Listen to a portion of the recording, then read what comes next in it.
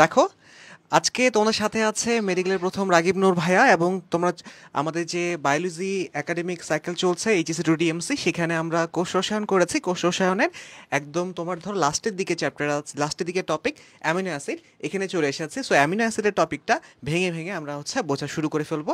So sound testing and all that সব কিছু ঠিক আছে, তোমরা কমেন্টে একটু জানিয়ে ফেলো সব ঠিকঠাক শুনতে পাচ্ছ নাকি, দেন আমরা শুরু করে দিচ্ছি। আচ্ছা, সো আমি অলরেডি শুনেছি সব ঠিকঠাক আছে, তাহলে ভাইয়া শুরু করে দেখ।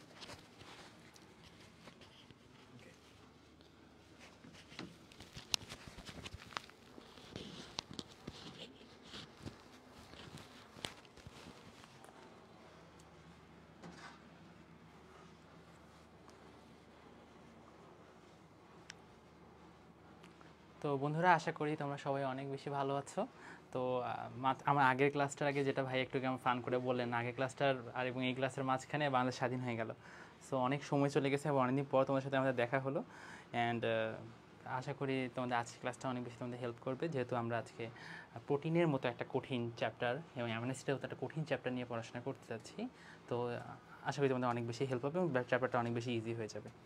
তো আর বেশি ইয়ে না করে আমরা আমাদের ক্লাসটা শুরু করে ফেলি।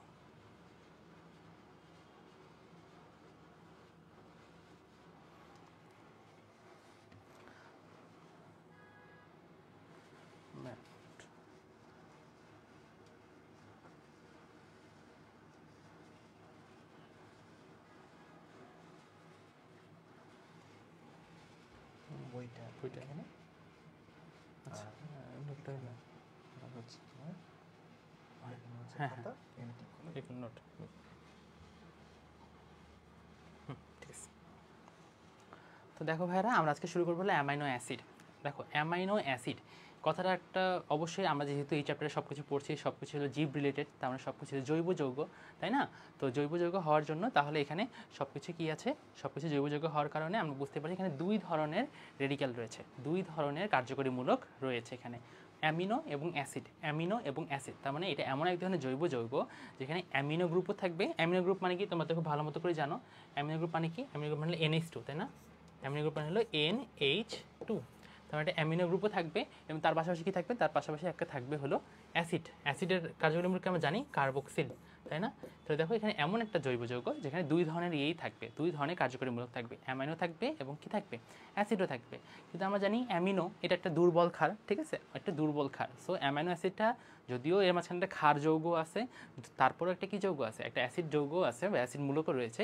বাট এটা আলটিমেটলি বিহেভ করবে কার মতো? কার মতো আসলে স্বভাবটা তার হবে? তার স্বভাবটা আলটিমেটলি হবে কিন্তু কার মতো? এই তোমার অ্যাসিডের মতোই। এই জন্য এটার নাম হয়েছে অ্যামাইনো অ্যাসিড। ওকে, ঠিক আছে। আচ্ছা, চলে আসি পরের পাঠ্যক্রমে। এখান থেকে তোমাদের কী কী পড়তে হবে এই পাঠগুলো আমরা মার্ক করে দিই।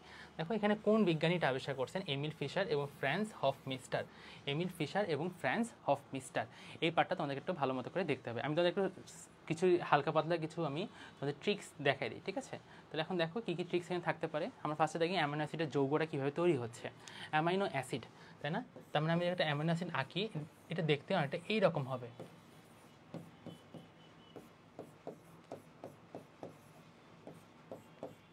ঠিক আছে? দেখো, এইরকমভাবে একটা অ্যামাইনো অ্যাসিড আমাদের হইতে পারে। দেখো আমি কী বললাম, এখানে দুইটা কার্যমূলক থাকবে, একটা অ্যামিনো গ্রুপ থাকবে আর একটা কার্বক্সিল যৌগ থাকবে। অ্যামিনো মূলক থাকবে বা অ্যামিনো মূলক থাকবে এবং আরেকটা কী থাকবে? কার্বক্সিল মূলক থাকবে, যেটা আমি বলে ফেলেছি। কিন্তু এটা কার মতো বিহেভ করবে? যেহেতু অ্যামিনো একটা দুর্বল ক্ষার, এই জন্য এটা বিহেভ করবে কার মতো? এই কার্বক্সিল গ্রুপটার মতো বিহেভ করবে। এই জন্য এটাকে আমরা অ্যামাইনো অ্যাসিড বলে থাকি। এখন আমরা চলে আসি যে এই পৃথিবীতে উদ্ভিদ এবং প্রাণীর মাঝখানে যত ধরনের অ্যামাইনো অ্যাসিড পাওয়া যায়, তার মাঝখানে ম্যাক্সিমাম অ্যামাইনো অ্যাসিড হলো আলফা অ্যামাইনো অ্যাসিড। কি amino acid? Alpha amino acid. Alpha amino acid. এখন কথাটা হলো আলফা অ্যামাইনো অ্যাসিড মানে কি? তোমরা যারা এখনকার ক্লাসটা দেখছো, তোমরা সবাই জানো যে জৈব যৌগের নামকরণটা কীভাবে করে। আমরা 1 2 3 4 5 দিয়ে নামকরণ করি, বাট কিন্তু আলফা, বিটা, ডেল্টা, গামা এটা দিয়েও কিন্তু নামকরণ করা হয়, বাট নামকরণটা পদ্ধতিটা একটু ভিন্ন। এখন আমরা কীভাবে এই পদ্ধতিটাকে আমরা আয়ত্ত করতে পারি? দেখো, নর্মালি যদি আমরা নামকরণ করি কোনো একটা যৌগের, তাহলে আমরা কীভাবে নামকরণ করি? আর সি মনে করি এভাবে আছে, C, C double O H, তাই না? মনে করি এখানে একটা এইচ দিয়ে দিলাম, এখানে একটা এইচ দিয়ে দিলাম, এখানে একটা NH2 দিলাম, এখানে একটা, ঠিক আছে? তাহলে এখন দেখো, এটাকে আমরা কীভাবে আসলে আমরা বুঝতে পারি যে এটাকে আমরা আলফা অ্যামাইনো অ্যাসিড কেন বলছি। একটু খেয়াল করে তোমরা দেখতে পারবা, যদি আমরা নামকরণ করি, যেহেতু এই কার্বক্সিল এটা কি আমাদের সক্রিয়তার দিক থেকে উপরের দিকে, তাই না? তো এই জন্য আমরা এই পাশে নামকরণ করা শুরু করব। তাহলে এইটা হবে 1 নম্বর কার্বন, এটা হবে 2 নম্বর কার্বন, এটা হবে 3 নম্বর কার্বন, এই পাশে 4, 5, 6 এভাবে চলতেই থাকবে, তাই না? চলতেই থাকবে। কিন্তু যখন আমরা কি আলফা বিটা দিয়ে নামকরণ করা শুরু করব, তখন নামকরণটা কিন্তু একটু ভিন্ন হয়ে যাবে। দেখো, এই কার্যকরী মূলকটার পাশের যে কার্বনটা, এটাকে আমরা বলবো আলফা। তার মানে কার্যকরী মূলক, প্রধান যে কার্যকরী মূলক, তার পাশের কার্বনটাকে আমরা বলবো আলফা, তারপরটাকে আমরা বলবো বিটা, তারপরটাকে আমরা বলবো গামা, ডেল্টা। এভাবে আমরা নামকরণটা কিন্তু করব, ঠিক আছে? এখন আমরা চলে আসি বইয়ের পাঠ্যক্রমে। দেখো এখানে কী লেখা রয়েছে, যে এখানে লেখাটা রয়েছে যে অ্যামাইনো অ্যাসিডের কার্বক্সিল গ্রুপ এর নিকটবর্তী কার্বন পরমাণুকে আলফা কার্বন বলা হয়। কার্বক্সিল গ্রুপটি আলফা কার্বনের সাথে যুক্ত থাকলে তাকে আমরা আলফা অ্যামাইনো অ্যাসিড বলি। তাহলে আমরা একটু ব্যাক করি, ব্যাক করলে দেখো দেখো এখানে অ্যামাইনো অ্যাসিডের সবচেয়ে কাছের যে কার্বনটা, অ্যামাইনো অ্যাসিডের সবচেয়ে কাছের কার্বনটা কি? এই যে আলফা কার্বন, তাই না? এই আলফা কার্বনটা হলো সবচেয়ে কাছের কার্বন, এবং এই আলফা কার্বনের সাথে যদি এই কার্বক্সিল গ্রুপটা যুক্ত থাকে, তখন তাকে আমরা বলি আলফা অ্যামাইনো অ্যাসিড, ঠিক আছে? তাকে আমরা বলবো আলফা অ্যামাইনো অ্যাসিড। দেখো এই যে অ্যামাইনো গ্রুপটা, তার সাথে কাছের কার্বনটা কি? আলফা কার্বন, তাই না? এই আলফা কার্বনে যদি কার্বক্সিল গ্রুপটা যুক্ত থাকে, তাকে আমরা বলতাম আলফা অ্যামাইনো অ্যাসিড। এই কার্বক্সিল গ্রুপটা যদি এইখানে না থেকে যদি এই কার্বনের সাথে যুক্ত থাকো, তখন তাকে আমরা বলতাম বিটা অ্যামাইনো অ্যাসিড। তখন তাকে আমরা কি বলতাম? Beta amino acid. তাহলে তখন আপনাদের কাছে এই ব্যাপারটা ক্লিয়ার হয়েছে যে আলফা অ্যামাইনো অ্যাসিড কাকে বলে, বিটা অ্যামাইনো অ্যাসিড কাকে বলে, গামা বা ডেল্টা। যদি এটা এইখানে কোনো একটা কার্বনের সাথে যুক্ত থাকতো, আলফা বিটা, তাহলে কী বলতাম? গামা বলতাম, তারপরে কী বলতাম? ডেল্টা বলতাম। ওকে, তো এইরকম করে আমরা এই জায়গাগুলোর নামকরণটা আসলে করে থাকি, ঠিক আছে? আচ্ছা, তাহলে এখন আমরা চলে আসি পরের পাঠ্যক্রমে, যেটা বললাম যে উদ্ভিদ এবং প্রাণীতে যত ধরনের অ্যামাইনো অ্যাসিড পাওয়া যায়, সবগুলো অ্যামাইনো অ্যাসিডের ম্যাক্সিমামগুলোই আসলে আলফা অ্যামাইনো অ্যাসিড। এখন একটা প্রশ্ন আসে, উদ্ভিদ এবং প্রাণী এই দুই জগৎ মিলিয়ে কত প্রকারের অ্যামাইনো অ্যাসিড পাওয়া যায়? অ্যান্সারটা হবে 28 প্রকারের অ্যামাইনো অ্যাসিড পাওয়া যায়। কত প্রকারের অ্যামাইনো অ্যাসিড? 28 প্রকারের অ্যামাইনো অ্যাসিড পাওয়া যায়, 28 প্রকার। একটু আমরা চলে আসি পরের পাঠ্যক্রমে। দেখো এখানে চলে আসি, এখানে দেখো কী কী রয়েছে, যে এই অ্যামাইনো অ্যাসিডগুলোর মাঝখানে আরও কিছু কিছু পার্থক্য রয়েছে। একটু আমি এই জায়গাটা আর দিয়ে লিখেছিলাম না, এই জায়গাটা কিন্তু আমি কী দিয়ে লিখেছিলাম? আর দিয়ে লিখেছিলাম। কিন্তু আরের জায়গায় যদি এইচ থাকে, তখন তাকে আমরা বলি গ্লাইসিন। তখন সেটাকে আমরা কী বলি? গ্লাইসিন। আরের জায়গায় যদি CH3 থাকে, তখন তাকে আমরা বলি অ্যালানিন। এরকম করে আরও অনেক ধরনের নামকরণ এই অ্যামাইনো অ্যাসিডগুলোর হতে পারে। তো আমরা একটু হালকাভাবে এটা বোঝার চেষ্টা করি।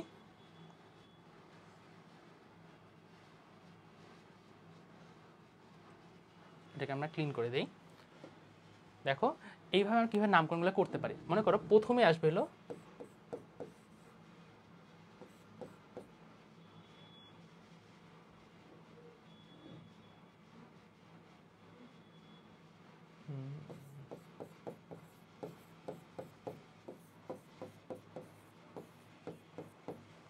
দেখো আমরা এইরকম এই কয়েকটা জিনিস দিয়ে আমাদের এই জায়গাটা তুলনা হইতে পারে, ঠিক আছে? ও মাঝখানে আমি একটা বাদ দিয়ে দিচ্ছি, সেটা হলো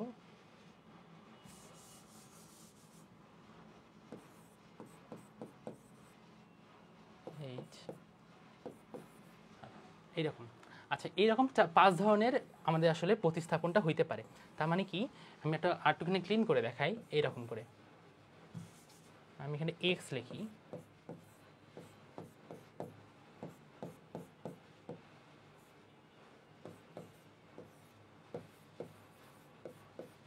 ঠিক আছে? এইরকম এই এক্স মানে হলো এই এক্সের জায়গায় এই 5 জনের যে কোনো একজন বসতে পারে। এই এক্সের জায়গায় 5 জনের যে কোনো একজন আসলে বসতে পারে, ঠিক আছে? 5 জনের যে কোনো একজন বসতে পারে। এখন আমরা চলে আসি কখন কে বসলে এটা নামকরণটা কী হবে। এটা আমরা একটা নিমোনিক দিয়ে হালকা মনে রাখতে পারি। তো মনে রাখতে পারি এইভাবে, 1 গ্লাস পানি নিয়ে এলো শিরিনের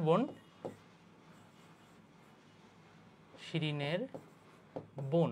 বোনটাকে আমরা ইংলিশে লিখবো, বোনটাকে লিখবো সিস্টার। কি লিখবো? সিস্টার। তাহলে কি বলবো আমরা?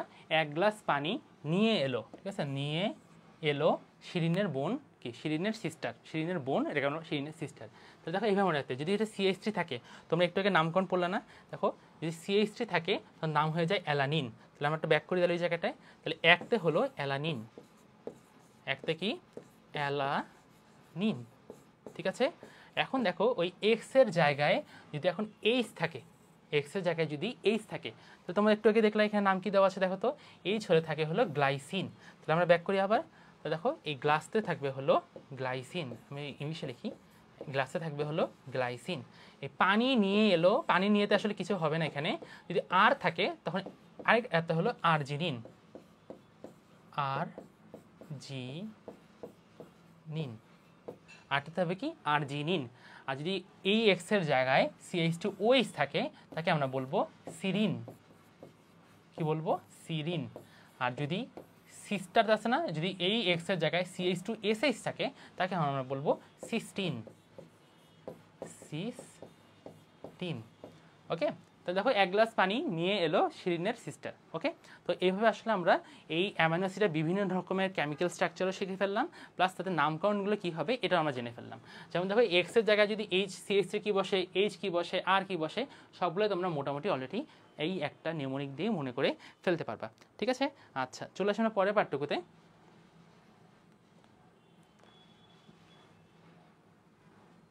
হ্যাঁ, এখন আমরা আসি পরের পাঠটুকুতে। দেখো এই যেগুলো আমাদের জানা হয়ে গেল, এখন হচ্ছে অ্যামাইনো অ্যাসিডের বৈশিষ্ট্যগুলো, এই বৈশিষ্ট্য মাঝখানে কোন কোন বৈশিষ্ট্যগুলো আমাদেরকে অবশ্যই মনে রাখতে হবে, এই পার্টগুলোটা আমাকে দেখে ফেলে। দেখো আমি একটু আগে যেটা বললাম যে মানুষের সব ধরনের অ্যামাইনো অ্যাসিড হলো আলফা অ্যামাইনো অ্যাসিড, যেটা আমি একটু আগে বলে ফেলেছি। অ্যামাইনো অ্যাসিড, অ্যাসিড পানিতে দ্রবণীয় হবে না, অবশ্যই হবে। পানিতে যদি কোনো একটা জিনিস দ্রবণীয় হয়, পানি কি এটা পোলার যৌগ, তাহলে কি অপোলারগুলোতে অবশ্যই অদ্রবণীয় হবে, তার মানে কি অ্যালকোহলে কি হবে, এটা অদ্রবণীয় হয়ে যাবে। আচ্ছা, এরা স্বাধীন, মিষ্টি বা তিক্ত, তার মানে কি তিনটাই আছে, স্বাধীন হইতে পারে, মিষ্টিও হইতে পারে, তিক্ত পদার্থও হইতে পারে। এরা বর্ণহীন স্ফটিকাকার পদার্থ। স্ফটিকাকার মানে কি ক্রিস্টাল, তোমরা চিনি খাইছো না, চিনি দেখছো না, চিনি কিন্তু ক্রিস্টাল ক্রিস্টাল হিসেবে থাকে, তো এরাও হলো কীভাবে থাকে, ক্রিস্টাল হিসেবেই থাকে। মৃদু অ্যাসিড কিংবা ক্ষারে অ্যামাইনো অ্যাসিড লবণ সৃষ্টি করে, মৃদু অ্যাসিড কিংবা ক্ষারে অ্যামাইনো অ্যাসিড লবণ সৃষ্টি করে, এই টার্মটা আমাদের একটু বুঝতে হবে। অ্যামাইনো অ্যাসিড তার মানে এখানে মাঝখানে অ্যামিনো গ্রুপও আছে, আবার অ্যাসিড গ্রুপও আছে, তার মানে কি এরা কিছুটা সময় ক্ষারের মতো বিহেভ করে, আবার কিছুটা সময় কিসের মতো বিহেভ করে, অ্যাসিডের মতো বিহেভ করে। তাহলে এরা যদি অ্যাসিড কিংবা ক্ষারের সাথে বিক্রিয়া করে সবসময় তারা কী তৈরি করবে, লবণ তৈরি করবে, কারণ আমরা সবসময় জানি যে acid plus base is equal to salt plus water, তাই না? তার মানে কি আমরা যে কোনো কারোর সাথে যদি বিক্রিয়া করে না কেন সবসময় এটা কী তৈরি করবে, লবণ সৃষ্টি করবে। এই পার্টটা আমাদের সবচেয়ে বেশি ইম্পর্টেন্ট, এই 6 নাম্বার যে আমাদের বৈশিষ্ট্যটা, এটা সবচেয়ে গুরুত্বপূর্ণ। অপশনে দিয়ে দেয় নিচের কোনটি অ্যামাইনো অ্যাসিডের বৈশিষ্ট্য নয়, ঠিক আছে, তিনটা এখান থেকে দিবে, আর এখানে উচ্চর জায়গায় নিম্ন দিয়ে দিবে। ঠিক আছে, তোমার জায়গাটা ধরতে পারছো? তো তোমাদের কাছে আমার মনে হয় এটা অনেক বেশি ইজি হয়ে গেল, যে তোমরা আসলে ইজিলি বুঝতে পারবে। এইটা খুব ভালো মতো করে মাথায় রাখতে হবে, যে উচ্চ অপশনে কিন্তু নিম্ন দেওয়া থাকবে, তারপরে বলবে নিচের কোনটি অ্যামাইনো অ্যাসিডের বৈশিষ্ট্য নয়। ঠিক আছে, তোমাদের কাছে কোশ্চেনটা কিন্তু এইভাবে খুব ইজিলি তোমরা ফেস করতে পারো, এবং এই কোশ্চেনটা অনেক অ্যাভেলেবেল কোশ্চেন। ওকে, আচ্ছা চলে আসি আমরা পরের পার্টটুকুতে, যে বিশুদ্ধ প্রোটিনকে আমরা একটু আগে আমরা সবাই মনোমার পলিমার এই ব্যাপারগুলো পড়ছি না? যেমন দেখো গ্লুকোজ, অনেকগুলো গ্লুকোজ একসাথে যুক্ত হয়ে কী তৈরি করে, স্টার্চ কিংবা সেলুলোজ তৈরি করে। সেমভাবে অনেকগুলো অ্যামাইনো অ্যাসিড একসাথে যুক্ত হয়ে, মানে মনোমার, অ্যামাইনো অ্যাসিডের এখানে মনোমার, অনেকগুলো অ্যামাইনো অ্যাসিড একসাথে যুক্ত হয়ে একটা পলিমার তৈরি করে, যে পলিমারটার নাম কি, যে পলিমারটার নাম হলো প্রোটিন। যে পলিমারটার নাম কি, প্রোটিন। তো প্রোটিনকে যদি আমরা বিশ্লেষণ করি, মানে ভেঙে ফেলি, তাহলে আমি অবশ্যই অনেকগুলো অ্যামাইনো অ্যাসিড পাবো, কেন প্রোটিন কি অনেকগুলো অ্যামাইনো অ্যাসিডের কিন্তু সমাহার। ওকে, আচ্ছা চলে আসি আমরা পরের পাঠটুকুতে। এই যে অনেকগুলো অ্যামাইনো অ্যাসিড যে একে অপরের সাথে যুক্ত হয়, কোন বন্ধনের মাধ্যমে যুক্ত হয়? গ্লুকোজ মনে করে রাখো, একটা গ্লুকোজ একটা গ্লুকোজের সাথে কোন বন্ধনে যুক্ত হইতো, গ্লাইকোসাইডিক বন্ধন। সেমভাবে দুইটা অ্যামাইনো অ্যাসিড একে অপরের সাথে পেপটাইড বন্ধনের মাধ্যমে যুক্ত হয়। এই পেপটাইড বন্ধনটা কী জিনিস এটা আমরা একটু পরে পড়বো। ওকে, এটা আমরা একটু পরে পড়বো, যখন আমরা প্রোটিন শুরু করব তখন আমরা জিনিসটা পড়ে ফেলবো। আর একটা ইম্পর্টেন্ট জিনিস আসছে জুইটার আয়ন। জুইটার আয়ন, এই সব জিনিসটার অর্থ কী? অ্যাসিড এবং ক্ষার বিশিষ্ট অ্যামাইনো অ্যাসিডের মূলককে আমরা কি বলি, জুইটার আয়ন বলি। এখন আমরা সেই জুইটার আয়ন জিনিসটা কি আসলে, জুইটার আয়ন জিনিসটা কি আমরা আবার খেয়াল করি। একটা অ্যামাইনো অ্যাসিডের স্ট্রাকচার কিন্তু এমন হয়ে থাকে, তাই না, NH2H। তাহলে দেখো এরা এক রকমের আয়ন তৈরি করবে, যেই আয়নটাতে পজিটিভ চার্জও থাকবে আবার নেগেটিভ চার্জও থাকবে। এই কোনো একটা আয়নের মধ্যে যখন পজিটিভ চার্জ এবং নেগেটিভ চার্জ একসাথে বিরাজ করে তখন তাকে আমরা জুইটার আয়ন বলি। আমরা খেয়াল করে দেখি কীভাবে এটা ফর্ম হতে পারে। মনে করি কার্বক্সিল, এটা হচ্ছে অ্যাসিড। অ্যাসিডের কাজ কি, পানিতে প্রোটন ছেড়ে দেওয়া, তাই না? অ্যাসিডের কাজ কি, অ্যাসিডের কাজ হলো পানিতে প্রোটন ছেড়ে দেওয়া। ওকে, বুঝতে পারছে? তাহলে এখন দেখো এই কার্বক্সিল কি করবে, এই প্রোটনটাকে ছেড়ে দিবে। কি করবে, প্রোটনটাকে ছেড়ে দিবে। ছেড়ে দিলে ও এখানে মাইনাস হয়ে যাবে না, তখন প্রোটনটা ঘুরে বেড়াবে বেচারা। প্রোটন তো আসছিল বেচারা এর সাথে রিয়াকশন করতে, কিন্তু অক্সিজেন কি খুবই ইলেকট্রোনেগেটিভ না, ও কী করবে এই প্রোটনের বা হাইড্রোজেনের যেই ইলেকট্রনটা রয়েছে সেই ইলেকট্রনটা সে নিজের দিকে টেনে নেবে, তাই না? ও তো অনেক বেশি ইলেকট্রোনেগেটিভ, অনেক বেশি লোভী, তোমাদেরকে আমি এই জিনিসটা আগেও পড়িয়েছিলাম। তো এই জন্য কী করবে, সে হাইড্রোজেনের যে ইলেকট্রনটা সে শেয়ার করছিল ওটাকে সে নিজের দিকে টেনে নেবে। তা হাইড্রোজেন বেচারা এখন কী হয়ে গেছে, তাহলে প্রোটন হয়ে গেছে, ও এখন বেচারা ঘুরে বেড়াবে। কিন্তু দেখো ওর উপরে কি আছে, NH2 আছে, নাইট্রোজেন আছে। নাইট্রোজেন কিন্তু একটা কি রয়েছে, দুইটা কি বন্ধন মুক্ত ইলেকট্রন, কিন্তু ওর অলরেডি বা যেটাকে আমরা বলি লোন পেয়ার ইলেকট্রন অবশিষ্ট রয়েছে। সে তখন কী করবে, এই লোন পেয়ার ইলেকট্রনটা এই হাইড্রোজেনকে দিয়ে দিবে। দিয়ে দিলে কি হবে, এই হাইড্রোজেন যেটা প্রোটনটা রয়েছে এই প্রোটনটা এখানে অ্যাড হয়ে যাবে। তাহলে এটা 2 থেকে কি হয়ে যাবে, 2 থেকে এটা 3 হয়ে যাবে। তাহলে একটা প্রোটন অ্যাড হলো, তাহলে এখানে একটা প্লাস চিহ্ন বসে যাবে না, এই জিনিসটাই এখানে হবে। তার মানে দেখো একই একটা মূলকের মধ্যে এখানে পজিটিভ চার্জও থাকছে আবার নেগেটিভ চার্জও থাকছে। এই যে কোনো একটা জায়গায় যখন পজিটিভ চার্জ এবং নেগেটিভ চার্জ একসাথে থাকে তখন এটাকে আমরা কি বলি, এটাকে আমরা বলি হলো জুইটার আয়ন। তার মানে কি এই অ্যামাইনো অ্যাসিডের আসলে সক্ষমতা রয়েছে জুইটার আয়ন ফর্ম করার। আশা করি তোমাদের কাছে এই ব্যাপারটা ক্লিয়ার হয়ে গেছে। ওকে, আচ্ছা তাহলে দেখো আমাদের এই জিনিসটা বোঝা হয়ে গেল। চলে আসি আমরা পরের পার্টটুকুতে, যে অ্যামাইনো অ্যাসিডের শ্রেণী বিভাগ। একটু আমি বলে ফেলেছি যে উদ্ভিদ এবং প্রাণীদেহ মিলিয়ে অনেক ধরনের অ্যামাইনো অ্যাসিড রয়েছে, তার মাঝখানে 28টা সংখ্যা আমরা জানি এখন পর্যন্ত। তার মাঝখানে 20টা আমাদের জন্য গুরুত্বপূর্ণ। কেন 20টা গুরুত্বপূর্ণ, কেননা এই 20টা অ্যামাইনো অ্যাসিড শুধুমাত্র পারে প্রোটিন তৈরি করতে। কি বললাম, 28টার মধ্যে 20টা অ্যামাইনো অ্যাসিড পারে প্রোটিন তৈরি করতে, ঠিক আছে? বাকিগুলো কিন্তু প্রোটিন তৈরি করতে পারে না, ঠিক আছে? 20টা অ্যামাইনো অ্যাসিড পারে প্রোটন তৈরি করতে, বাকিরা কিন্তু প্রোটন তৈরি করতে পারে না। আচ্ছা এখন আমরা চলে আসি অ্যামাইনো অ্যাসিডের শ্রেণীবিভাগ। এখানে কিছু নিউমোনিক দিব, আশা করি নিউমোনিকগুলোর মাধ্যমে তোমরা খুব সহজেই এগুলো মনে রাখতে পারবা শ্রেণীবিভাগগুলো আসলে কী কী। দেখো 3 ভাগে ভাগ করা হয়। কয় ভাগে ভাগ করা হয়? 3 ভাগে ভাগ করা হয়। কী কী ভাগে? Aliphatic amino acid, aromatic amino acid, heterocyclic amino acid, ঠিক আছে? এলিফ্যাটিক অ্যামাইনো অ্যাসিড মানে কি, ওই যে পার্শ্ব শিকল পড়ছিলাম না, যেটাকে আমরা এক্স দিয়ে একটু আগে বুঝিয়েছিলাম। তো দেখো ওখানে যদি আর গ্রুপ থাকে, মানে এলিফ্যাটিক কোনো একটা মূলক থাকে, এলিফ্যাটিক মানে তো বুঝছো সিঙ্গেল চেইন অবস্থায় থাকে, যদি চেইন অবস্থায় যদি কোনো ধরনের মানে থাকে, যৌগ থাকে কার্বন চেইন অবস্থায়, তখন তাদেরকে আমরা বলি এলিফ্যাটিক। তাদেরকে আমরা কী বলি, এলিফ্যাটিক। উদাহরণ কী আছে? গ্লাইসিন, অ্যালানিন এবং ভ্যালিন। Glycine, alanine, valine. এটাকে আমরা সহজে মনে রাখতে পারি এভাবে, অভাগা দিয়ে। অভাগা মনে রাখবো আমরা, অভাগা এলিফ্যাটিক মনে রাখবো, অভাগা এলিফ্যাটিক। অভাগার অতে হলো অ্যালানিন, ভাতে হলো ভ্যালিন এবং গাতে হলো গ্লাইসিন। তাহলে মনে রাখবো অভাগা এলিফ্যাটিক বা অভাগা আলী একটা মানুষের নাম মনে করো, সে হলো অনেক অভাগা। তো বুঝতে পারছো যে এইটাকে আমরা বলে রাখবো অভাগা আলী। অ্যালানিন, ভ্যালিন এবং গ্লাইসিন। অ্যালিফ্যাটিক কারা? যাদের ওই আর যে অংশটা রয়েছে ওই আরটার যদি কি থাকে, কার্বন চেইন থাকে, সেটাকে আমরা কি বলবো, অ্যালিফ্যাটিক। ওকে, আচ্ছা চলে আসি আমরা অ্যারোমেটিক মানে কি, ওই যে আর অংশটা যেটা ছিল ওই আর অংশে যদি কোনো বেনজিনের চেইন থাকে বা বেনজিনের কোনো ডেরিভেটিভ থাকে, ওকে, তো তাদেরকে আমরা বলবো হলো অ্যারোমেটিক। তাদেরকে আমরা কি বলবো, অ্যারোমেটিক। উদাহরণ কি আছে? ফিনাইল অ্যালানিন এবং টাইরোসিন। এটাকে আমরা খুব সহজে মনে রাখতে পারি এইভাবে, আরআই ফিট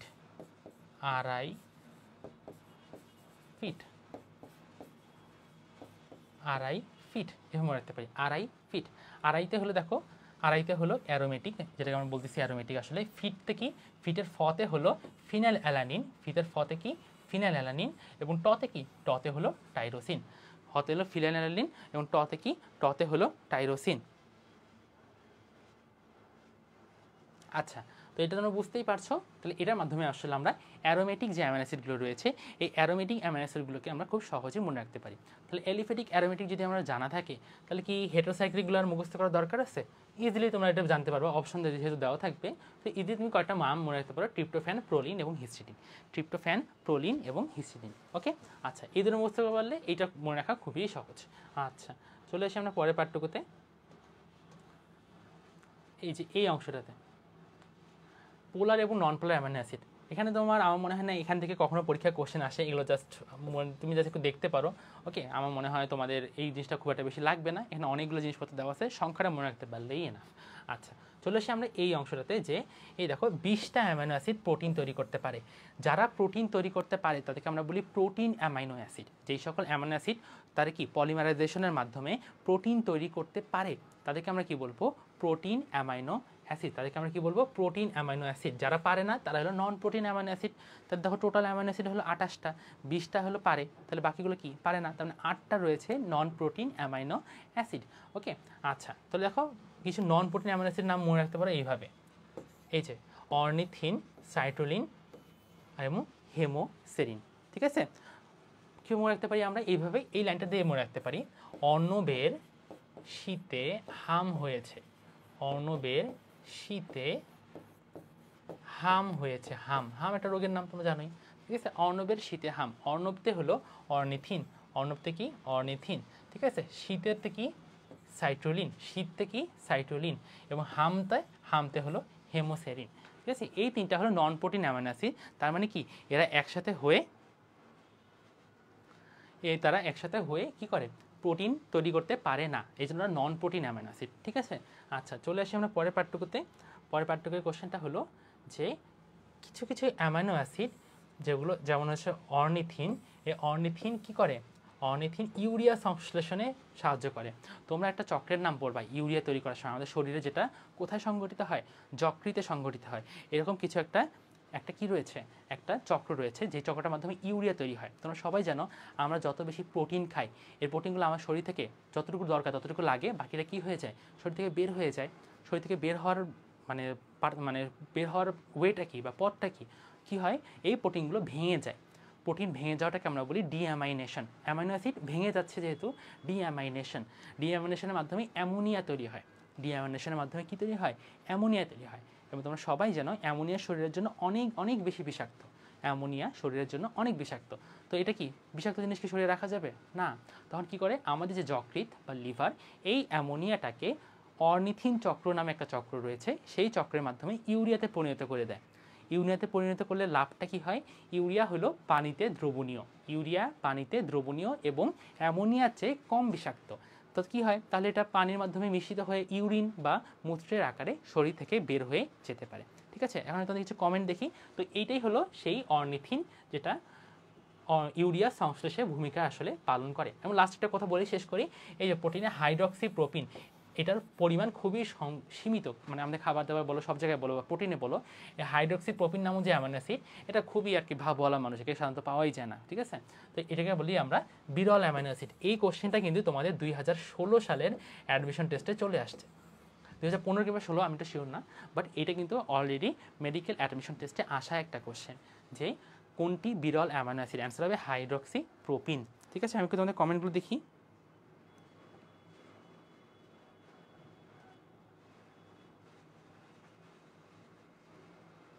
আচ্ছা, একজন কোশ্চেন হচ্ছে জান্নাতুল তাইয়েবা, সে কোশ্চেন করেছে কোষ রসায়ন থেকে এইচএসসিতে কি মাস্ট প্রশ্ন আসে ভাইয়া? হ্যাঁ অবশ্যই, তোমাদের যদিও কোষ রসায়ন একটা শর্ট সিলেবাসের বাইরের চ্যাপ্টার, বাট এই কোষ রসায়নটা তুমি যদি না পড়ো, যে সামনের যারা এইচএসসি দিচ্ছ তাদের ক্ষেত্রে আমার মনে হয় ফুল সিলেবাসই থাকবে।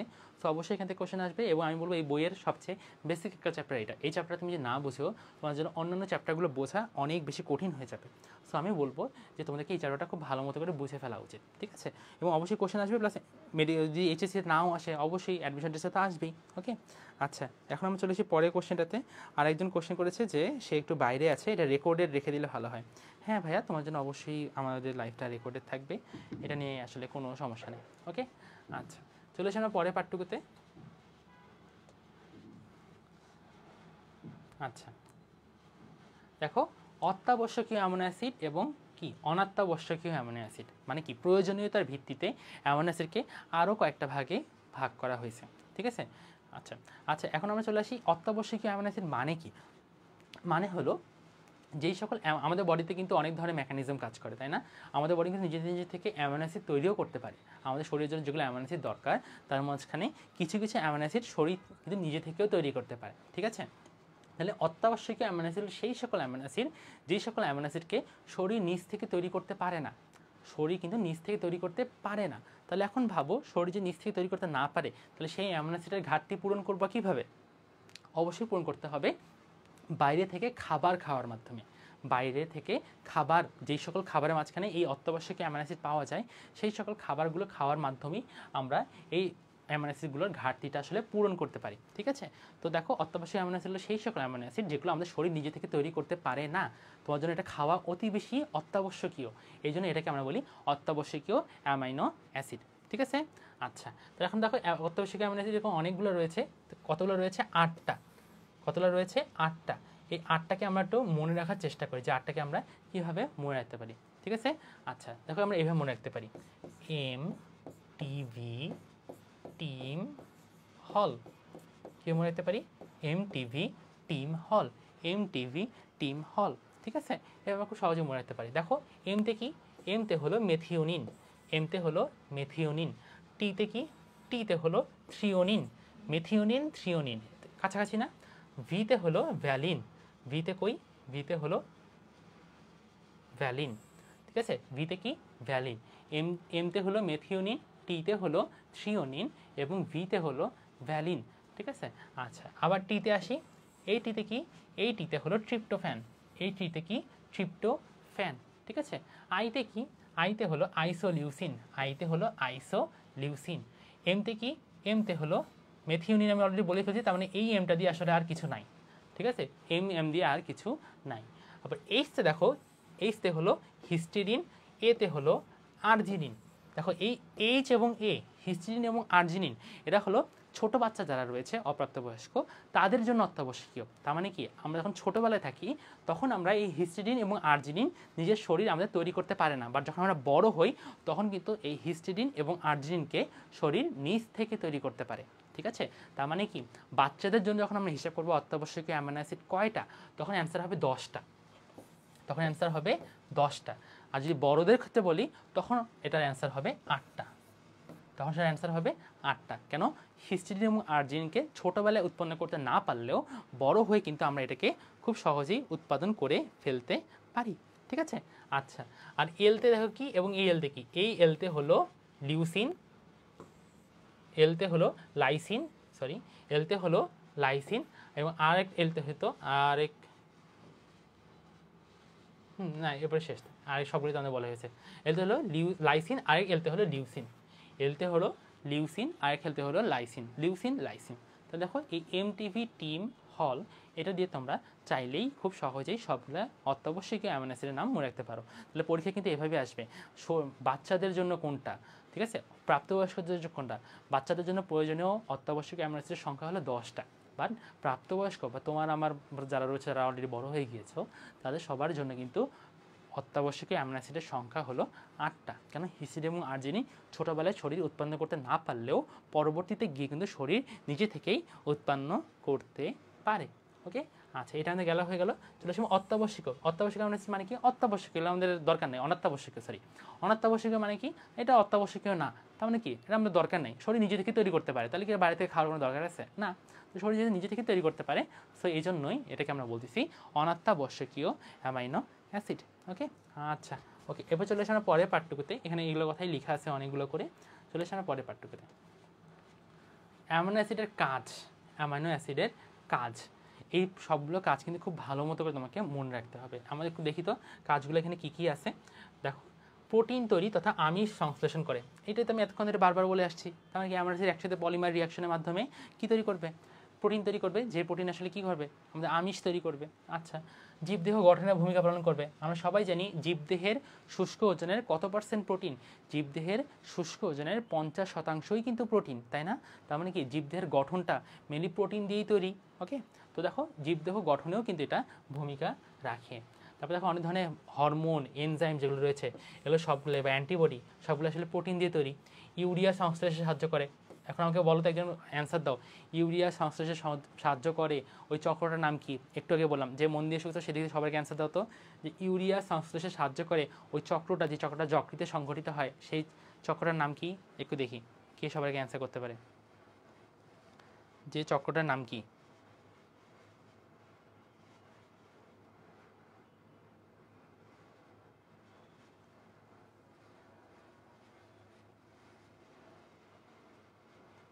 এই যে দুইজন অ্যান্সার করছে, আসলে এটা অ্যান্সার হবে অর্নিথিন। অ্যান্সার কি হবে? অর্নিথিন।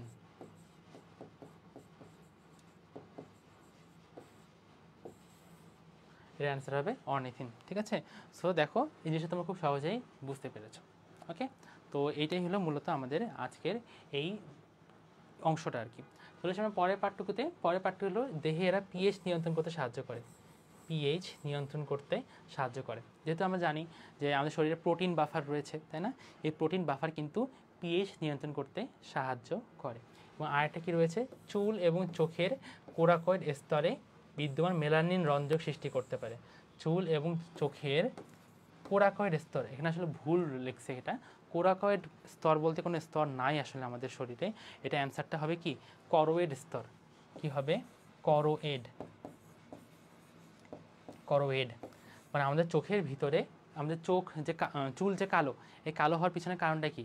কেন কালো হওয়ার পিছনে কারণটা হলো এই মেলানিন যে পিগমেন্ট বা মেলানিন রঞ্জক, এই মেলানিন রঞ্জকটা যে পাওয়া যাচ্ছে, এটাই হলো আসলে আমাদের চুল কালো হওয়ার পিছনের অন্যতম কারণ। চুল কালো হওয়ার পিছনের অন্যতম কারণ। ঠিক আছে, আর চোখের কারণটা কি? মনে করো আমাদের চোখে তো প্রতিনিয়ত অনেক বেশি আলো ঢুকতেছে, তাই না? এই আলোটা যাতে প্রতিসরণ না হয়ে যায়, মানে কি প্রতিসরণ মানে যাতে মাথার ভিতরে ঢুকে না যায়, এই প্রতিসরণে বাধা দেয় হলো একটা কালো রঙের পর্দা রয়েছে চোখের ভিতরে। এই পর্দাটাকে আমরা কি বলি? এই পর্দাটাকে আমরা বলি হলো করোয়েড। করোয়েড পর্দা, এটাকে আমরা কি বলি? করোয়েড পর্দা। ঠিক আছে, এই করোয়েড পর্দা কি করে? এই যে আলো যে চোখের ভিতরে ঢুকে যায়, এই চোখের ভিতরে ঢুকে যাওয়াটাকে বাধা দেয়। চোখের ভিতর ঢুকে যাওয়াটাকে আসলে বাধা দেয়। ঠিক আছে, তাহলে তোমরা বুঝতেই পারছো এই করোয়েড স্তরটাতে মাঝখানে কী রয়েছে? অ্যামাইনো অ্যাসিড রয়েছে। ঠিক আছে, এই মেলানিনটা যেহেতু একটা ধরনের প্রোটিন, এটা ধরনের অ্যামাইনো অ্যাসিড দিয়েই তৈরি, তাই না? তো এই জিনিসটাই আমাদের কাজে লাগে। এখন দেখো কিছু কিছু মানুষ রয়েছে যাদের শরীরে মেলানিন পিগমেন্টটা একদমই থাকে না। যাদের শরীরে মেলানিন পিগমেন্ট একদমই থাকে না, তাদেরকে আমরা কী বলি জানো? তাদেরকে আমরা বলি অ্যালবিনো। এটা একটা জাতির নাম আসলে। এটার নাম হলো অ্যালবিনো। একটা জাতি রয়েছে যে জাতির শরীরে আর কোনো মেলানিন পিগমেন্ট থাকে না। ঠিক আছে, তার দেখতে একদম সাদা হয়, একদম ধবধবে সাদা হয়। ঠিক আছে, তো তাদের চুলও সাদা হয়, চোখটাও এই যে করোয়েড স্তরের কথা বললাম, এটা কোরাকয়েড লিখছে বইয়ে, ভুল আছে, তোমরা করোয়েড করে নাও। এই করোয়েড স্তরটাও কিন্তু কী থাকে? একদম সাদা থাকে। কেন? ওখানে কোনো মেলানিন পিগমেন্ট নাই। তো তাদের কী হয়? তাদের কিন্তু দেখতে অনেক বেশি সুবিধা হয়। তারা কিন্তু উজ্জ্বল আলোতে মানে ভালোভাবে থাকতে পারে না, বিকজ তাদের শরীরে এই মেলানিনের একটা কী রয়েছে? ঘাটতি রয়েছে। ঠিক আছে, আচ্ছা আমি তোমাদের কমেন্টসগুলো দেখি।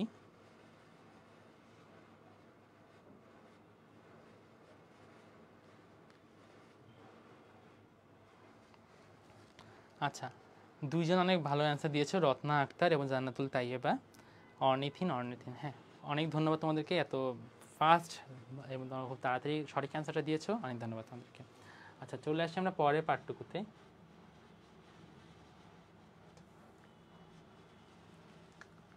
প্রোটিন বা আমিষ। ঠিক আছে, এতক্ষণ যে আমরা অ্যামাইনো অ্যাসিড পড়লাম, সেই অ্যামাইনো অ্যাসিড যে পলিমার, সেই পলিমারটাকে আমরা কি বলি? প্রোটিন। তার মানে অনেকগুলো অ্যামাইনো অ্যাসিড যখন পাশাপাশি যুক্ত হয়ে একটা বড় যৌগ তৈরি করে ফেলে, তখন তাদেরকে আমরা কি বলি? প্রোটিন বা আমিষ। ঠিক আছে, আচ্ছা এই কিছু অর্থ পড়বা যে এটা একটা গ্রিক শব্দ। ঠিক আছে, এটা একটা গ্রিক শব্দ, যে গ্রিক শব্দের প্রোটিওস থেকে প্রোটিন শব্দের উৎপত্তি। এই প্রোটিও শব্দের অর্থ হলো সবচেয়ে গুরুত্বপূর্ণ। কেন? দেখো আমি একটুকে বললাম, জীবদেহে কিন্তু প্রোটিন ম্যাক্সিমামটাই প্রোটিন। যে জীবদেহের শুষ্ক ওজন, মানে জীবদেহ যদি একদম শুকায় যায়, তাহলে কিন্তু তার 50%ই প্রোটিন। আমরা যদি শরীর থেকে আমাদের পানি সব বের করে ফেলি, তাহলে যে ওজনটা পাবো সেই ওজনটাকে আমরা বলি শুষ্ক ওজন। সেই ওজনটাকে আমরা কি বলি? শুষ্ক ওজন। সেই শুষ্ক ওজনের কিন্তু 50% অংশই কি রয়েছে? 50% অংশই হলো প্রোটিন। ঠিক আছে, তো এই দেখো এই প্রোটিন শব্দটি প্রথম নামকরণ করেন কে বা প্রয়োগ করেন কে? বিজ্ঞানী জি মুল্ডার। বিজ্ঞানী জি মুল্ডার। এই কথাটা তোমরা একটু ভালো মতো করে মার্ক করে নাও তোমাদের বইয়ের মধ্যে। আচ্ছা চলে আসি আমরা এখন পরের পার্টটুকুতে। দেখো এখানে কিছু ইম্পর্টেন্ট লাইন রয়েছে, সেটা হলো দেখো অ্যামাইনো অ্যাসিডের অনেকগুলো অণু কোন বন্ধন দিয়ে? একটু আগে বললাম আমি, পেপটাইড বন্ধন দিয়ে। কোন বন্ধন দিয়ে? পেপটাইড বন্ধন দিয়ে যখন একে অপরের সাথে যুক্ত হয়, তখন তাদেরকে আমরা কি বলি? তাদেরকে আমরা বলি প্রোটিন। যখন অনেকগুলো বন্ধন দিয়ে যুক্ত হয়, তখনই তাদেরকে আমরা বলি প্রোটিন। ঠিক আছে, কমপক্ষে কয়টা অ্যামাইনো অ্যাসিড? দেখো সবচেয়ে ছোটো যে প্রোটিনটা, সেটা হলো 51টা অ্যামাইনো অ্যাসিড নিয়ে গঠিত, সেটা হলো ইনসুলিন। ইনসুলিন একজন প্রোটিন যেটা অনেক কম সংখ্যক অ্যামাইনো অ্যাসিড নিয়ে গঠিত, তাদেরকে আমরা কি বলি? প্রোটিন। তাদেরকে আমরা কি বলি? ইনসুলিন। ঠিক আছে, আচ্ছা চলে আসি আমরা পরেতে। এই যে একটা অ্যামাইনো অ্যাসিড আরেকটা অ্যামাইনো অ্যাসিডের সাথে কীভাবে যুক্ত হয়, এটা আমরা একটু খেয়াল করি। দেখো তোমরা অবশ্যই অ্যামাইনো অ্যাসিডের যে গঠনটা, এই গঠনটা অলরেডি জানো, তাই না? তো এখন আমরা একটু খেয়াল করি, এই যে এইটা একটা অ্যামাইনো অ্যাসিড, এইটা আরেকটা অ্যামাইনো অ্যাসিড।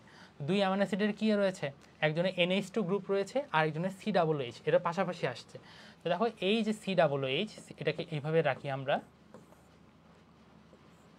OH, এবং আরেকজনে কি আছে, আরেকজনে NH2, C, ঠিক আছে। তো এই দেখো এই যে দুইজনের মাঝখানে রিয়াকশন হবে, একজনের COOH এবং আরেকজনের NH2, এইটা একটা প্রোটিন, এইটা একটা অ্যামাইনো অ্যাসিডের অংশ, এইটা আরেকটা অ্যামাইনো অ্যাসিডের অংশ।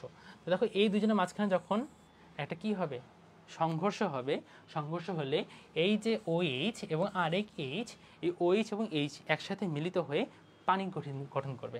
এই দেখো পানি গঠন করে ফেলছে, এবং এর মাঝখানে একটা বন্ধন তৈরি হয়ে যাবে। এই দেখো এই বন্ধনটা, এই যে সি এবং এন, তো এর ধরুন সবাই চলে গেল, তো সি এবং এন এর মাঝখানে একটা বন্ধন তৈরি হয়ে যাবে না, এই যে সি এবং এন এর মাঝখানে একটা বন্ধন তৈরি হয়ে গেল। এটাকে আমরা কি বলবো, এটাকে আমরা বলবো হলো পেপটাইড বন্ধন। এটাকে আমরা কি বলবো, পেপটাইড বন্ধন। এবং তোমাদেরকে আমি আগেও বলেছি সেটা কি, যে কখনো কোনো বিক্রিয়ার মধ্য থেকে যখন পানি বের হয়ে যায় তখন সেটাকে আমরা কি বলি, যদি কোনো পানি বের হয়ে যায় তখন সেটাকে আমরা বলি ঘনীভবন বিক্রিয়া। কি বলি সেটাকে আমরা, ঘনীভবন বিক্রিয়া। ঠিক আছে, তাহলে এটাও একটা পানি বের হয়ে গেছে, তো এটা অবশ্যই কী হবে, ঘনীভবন বিক্রিয়া। ঠিক আছে, আচ্ছা, তো আমরা চলে আসি পরের অংশটুকুতে। এই যে এই অংশটা, যে জীবদেহের শুষ্ক ওজনে কত % প্রোটিন, এই যে এটাকে যেটা আমি লাইনটা বারবার করে বললাম, 50%ই হলো প্রোটিন। জীবদেহের শুষ্ক ওজনে কত শতাংশ প্রোটিন, 50%ই প্রোটিন। ঠিক আছে, আচ্ছা চলে আসে এই অংশটাতে। দেখো যদি দুইটা অ্যামাইনো অ্যাসিড যদি পেপটাইড বন্ধনের মাধ্যমে একে অপরের সাথে যুক্ত থাকে তখন তাকে আমরা বলবো ডাইপেপটাইড। দুইটা অ্যামাইনো অ্যাসিড যখন একে অপরের সাথে যুক্ত থাকবে তখন আমরা তাকে বলবো ডাইপেপটাইড। যদি তিনটা গঠন করে তখন তাকে আমরা বলবো ট্রাইপেপটাইড। 4 থেকে 10টা যদি গঠন করে তখন তাকে আমরা বলবো অলিগোপেপটাইড। এই জিনিসটা তোমরা একটু হালকা করে মাথায় রাখবা, যে কোনটাকে বলি ডাইপেপটাইড, কোনটাকে বলি ট্রাইপেপটাইড। কিন্তু দেখো গ্লুকোজের ক্ষেত্রে 3 থেকে 10 গ্লুকোজ একসাথে যুক্ত হলে তাকে কিন্তু আমরা অলিগোস্যাকারাইড বলে ফেলতাম। ঠিক আছে, কিন্তু এই ক্ষেত্রে দেখো একটু আলাদা, এখানে 3টার জন্য আবার আলাদা নাম রয়েছে, ওখানে কিন্তু কোনো নাম ছিল না। ঠিক আছে, 4 থেকে 10টা যদি একে অপরের সাথে যুক্ত হয় তখন তাকে আমরা বলি অলিগোপেপটাইড, তাকে আমরা কি বলি, অলিগোপেপটাইড। আর যদি অনেকগুলো অ্যামাইনো অ্যাসিড পাশাপাশি যুক্ত হয় তখন তাকে আমরা কি বলি, তাকে আমরা বলি হলো পলিপেপটাইড, তাকে আমরা কি বলি, পলিপেপটাইড। কতটা, অ্যাটলিস্ট 50টা অ্যামাইনো অ্যাসিড যদি পাশাপাশি যুক্ত হয় তখন তাকে আমরা কি বলি, তাকে আমরা বলি পলিপেপটাইড। 2টা হলে ডাইপেপটাইড, 3টা হলে ট্রাইপেপটাইড, 4 থেকে 10টা হলে অলিগোপেপটাইড, 50টার বেশি হলে ওইরকম হলে তাকে আমরা বলবো পলিপেপটাইড। ওকে, আচ্ছা এইখানে দেখো এই জিনিসগুলো এখানে লেখা আছে, তোমরা একটা বইয়ে রিডিং পড়লে এই জিনিসগুলো খুব ইজিলি বুঝে ফেলতে পারবা। এই যে এই অবস্থা, এইটা কিন্তু মনে রাখা আমাদের জন্য অনেক অনেক অনেক বেশি গুরুত্বপূর্ণ। এই পার্টটুকু আমাদের জন্য মনে রাখা অনেক অনেক অনেক বেশি গুরুত্বপূর্ণ।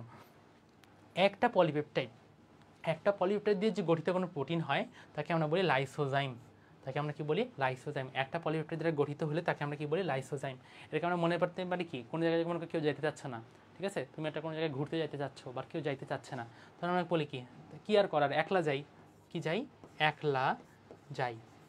কেউ যেতে চাচ্ছে না, সো তোমাকে একাই যেতে হবে, মনে রাখবো একলা।